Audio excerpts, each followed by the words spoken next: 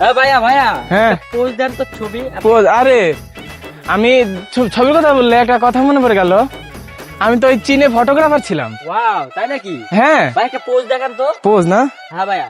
তুমি angle ready করো। আচ্ছা আচ্ছা আচ্ছা, সমস্যা নাই, নেন একটা পোজ দেন। ও ভাই, আরে আরে ভাই আইটা ভাই, আইটা আরেকটা না, আইটা ভাই দিদি। ও ভাই, এত সুন্দর ছবি।